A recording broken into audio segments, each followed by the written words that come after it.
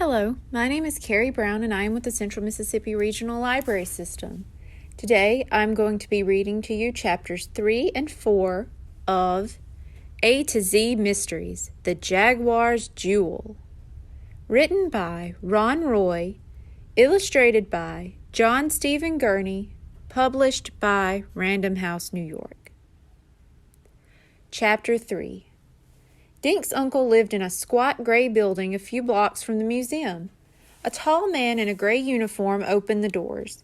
"Good evening, Mr. Duncan," the man said. "Hello, Roger. Kids, this is Roger Hobart." Uncle Warren put his hands on Dink's shoulder. "This is my nephew, Donnie, and these are his pals from Connecticut, Josh and Ruth Rose." Roger smiled at the kids. "Welcome to New York," he said. "Will you watch their backpacks while we're out?"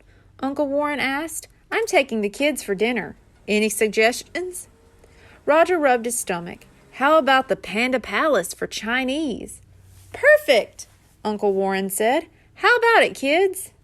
"I've never eaten Chinese food," Josh said. "What's it like?" "Delicious, and there are about 1,000,000 choices on the menu," Roger said.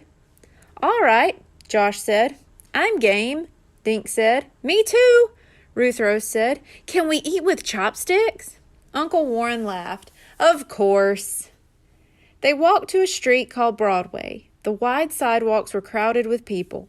Lights began to come on in store windows. A man leaned against a building, playing softly on a saxophone. The saxophone case lay open at his feet. "Look," Josh whispered. "There's money in that guy's case."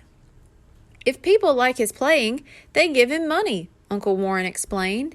He dropped a $1 bill into the case. The kids each dropped some change in, getting a smile from the sax player. "Here we are," Uncle Warren said a few minutes later. The Panda Palace had a shiny red door with fake panda bears standing on either side. A smiling host welcomed them to the restaurant. 2 hours later, Josh leaned back from the table. "I'm stuffed," he said. Their waitress brought the bill and placed a fortune cookie in front of each of them. "Inside these cookies, you'll find a slip of paper telling your fortune," Uncle Warren said. "Some people think that if you eat the cookie, your fortune will come true." "Can I save mine till later?" Dink asked. "My stomach is ready to burst." "Good idea. We'll have the cookies at home," Uncle Warren said. He paid the bill and they left the Panda Palace. "By the way, what were those black slimy things on my chicken?" Josh asked as they walked along Broadway. "Seaweed," Dink said. "No way!" "Donnie is right," Uncle Warren said. "But seaweed is good for you." "Good for fish, maybe," Josh said. It started to rain, so they walked quickly. At the apartment, Roger handed them their backpacks. "How was dinner?" he asked. "I ate black seaweed," Josh muttered. Roger grinned. "Good stuff, isn't it?" he asked. Uncle Warren and the kids rode the elevator to the 10th floor, then walked down the hall to a gray door. "Welcome to my little apartment," Uncle Warren said, and led them inside. Uncle Warren's living room was filled with old, comfortable-looking furniture. The carpet on the floor was thick and soft. Paintings hung on the white walls between overflowing bookcases. "Neat place, Uncle Warren," Dink said. "Thank you, Donnie. Ruth Rose, you get the guest room," Uncle Warren said. "You two boys can share the fold-out sofa here in the living room." When they were all in their pajamas, they gathered around the dining room table to open their fortune cookies. "The oldest gets to read his first," Uncle Warren said, cracking open his cookie. He read his fortune silently, then laughed out loud. "Mine already came true. It says that I will meet nice people today, and I have." "Me next," Josh said. He broke open his cookie and pulled out the thin paper. He read out loud, "Strange foods will please you." Josh made a face. "I already ate seaweed," he said. "I can't wait to see what's next." "My turn," Ruth Rose said. She ate her cookie and looked at the fortune inside. "Oh boy, this says I'll find treasures in unexpected places." "Your turn, nephew," Dink's uncle said. "Then it's to bed for all of us. We have a busy day tomorrow." Dink cracked open his cookie and read his fortune to himself. I don't get it, he said. Out loud, Dink, Josh said. Dink read, Your eyes will play tricks on you. His uncle smiled. Right now your eyes look pretty sleepy, nephew. Off to slumberland. After breakfast the next morning, Uncle Warren and the kids walked back to the museum. It was still raining, so they huddled under 2 umbrellas. They left the dripping umbrellas on the small landing at the top of the stairs. Another wet umbrella already stood in the umbrella stand. Uncle Warren opened the door, and they walked into his office. A man greeted them just inside the door. Ah, James, you're here, Dink's uncle said. Kids, this is James Pride, my assistant. James, this is my nephew, Donnie Duncan, and his friends, Josh and Ruth Rose. James Pride smiled at the kids. Has Warren taken you sightseeing? He asked. Not yet, Uncle Warren said, but I've promised them a buggy ride through Central Park when the rain stops. James tapped the wooden crate. I'll leave this to you, Warren, he said. My daughter loved the zoo, but now I'm behind on paperwork. He walked into his office and closed the door. Just then there was a knock on the outer office door. Uncle Warren opened it to a man in a wet raincoat. I'm Dr. Jeremy Pitts, the man said. I believe Mr. Duncan is expecting me. Indeed I am, Dr. Pitts, Dink's uncle said. He shook the man's hand. Come in and dry off. Care for some tea? No, thank you. I had breakfast at my hotel, Dr. Pitts said. He glanced around the office, then walked over to the large crate. I see the treasures have arrived. Yes, the box came yesterday, Dink's uncle said. Hang up your wet things and we'll get to work.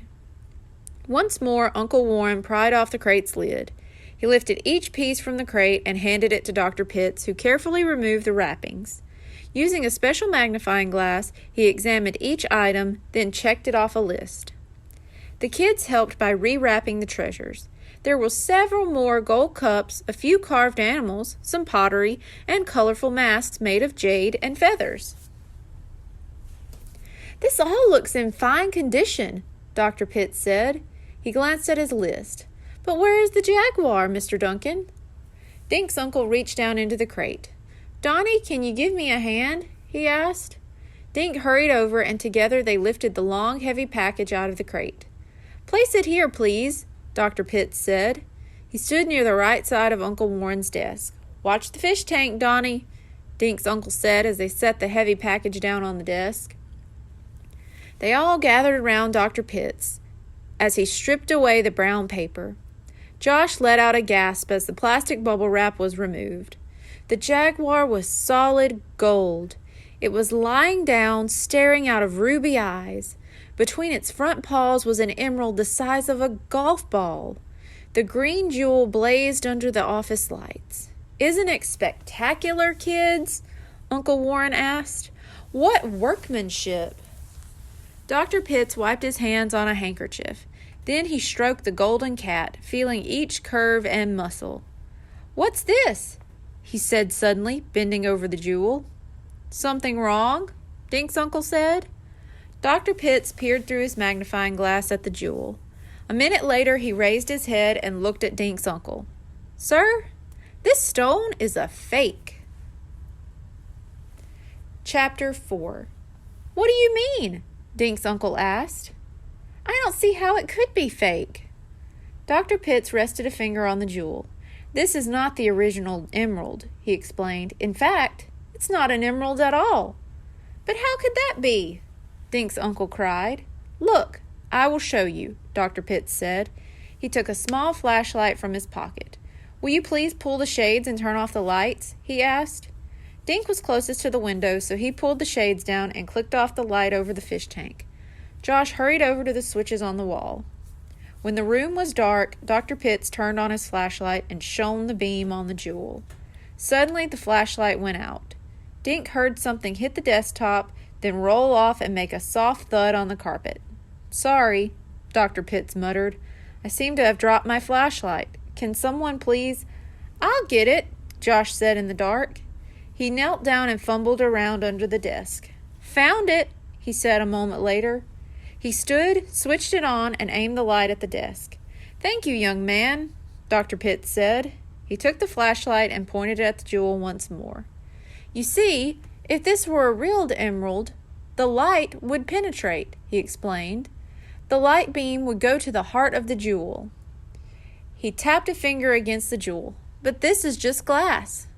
Notice how the light bounces off the surface. The light does not enter the stone. He shone the light on his own face. Of course, that is just my opinion. You're welcome to get another, Mr. Duncan. I certainly will, Dink's uncle said. He walked over to the wall and switched on the lights. Dink blinked at the sudden brightness. His uncle looked very upset.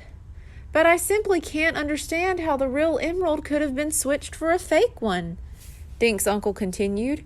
Are you absolutely sure? Dr. Pitts nodded. Unfortunately, yes, I am sure. Then the swap must have taken place before the crate arrived, Uncle Warren declared. Perhaps it happened in South America when the Jaguar was wrapped. Dr. Pitts shook his head. I'm sorry, but I was there for the packing. I assure you, when the Jaguar was put into this crate, the emerald was real. Dink's uncle stared at the Jaguar. I just don't see how it was possible, he repeated. Dr. Pitts shrugged. Of course, I will have to report this to the police, he said. If you want that second opinion. Dink's uncle hurried across the room and opened the door to James Pride's office. James, please call Empire Jewelry on Broadway. Ask Regina Wu to come immediately. Tell her it's urgent. While they waited, Dr. Pitts examined the lock on the office door, then wrote something on a small pad. Uncle Warren slumped into his chair and stared at the statue. The kids sat on the rug and waited. Dink wanted to say something to his uncle, but he looked too upset. Long minutes passed, then a knock sounded at the door. Uncle Warren jumped up. He let in a tall woman wearing a black raincoat. Warren, I came as fast as I could, she said. The streets are a mess. They shook hands, and Dink's uncle explained about the Jaguar's jewel. Dr. Pitts claims it's fake. May I? Using a jeweler's magnifying glass, Miss Wu examined the stone for a few minutes. Then she removed a small bottle from her pocket and squeezed a drop of liquid onto the jewel. When the liquid dried, she wiped the stone with a cloth. She shook her head. He's right, she said. This is a glass replica. Uncle Warren fell back into his chair. I am simply dumbfounded. Where did the switch take place? How? Who could possibly? Pardon me, Dr. Pitts said. The lock on the door does not appear to have been forced. Who besides you has a key to this office? Mr. James Pride, my assistant for one, Dink's uncle said, and my friend Jean-Paul. He owns the restaurant next door to the museum. He let the delivery men into my office yesterday. So this Jean-Paul has a key? Dr. Pitts asked. Uncle Warren shook his head. Not to keep. I lent him my key since the crate was due while James and I were away from the museum. So 2 people besides yourself had access to the Jaguar, is that right? Dr. Pitts asked. Your assistant and your friend. That is correct, but I assure you, neither of them has touched that statue. The idea is absurd. Excuse me, Uncle Warren, Dink said. Everyone turned to look at Dink. Wouldn't there be fingerprints? I mean, if someone did take the real jewel, they leave prints on the fake one, right? No one spoke for a minute. Then Dr. Pitts smiled at Dink. That is an excellent idea, he said, and I think we should ask the police to look for fingerprints. They will, of course, find mine, but unless I miss my guess, no others. Why do you say that? Ruth Rose asked. Because, young lady, Dr. Pitts said, this thief was very clever. And clever thieves wear gloves. Uncle Warren nodded at the phone. Please call the police, he told Dr. Pitts. They will prove that Jean-Paul and James are innocent. Dr. Pitts looked at Dink's uncle. Excuse me, sir, but there is another suspect. And who would that be? Uncle Warren asked. Yourself, Dr. Pitts said quietly. Thank you. Be sure to tune in next week for chapters 5 and 6. Goodbye.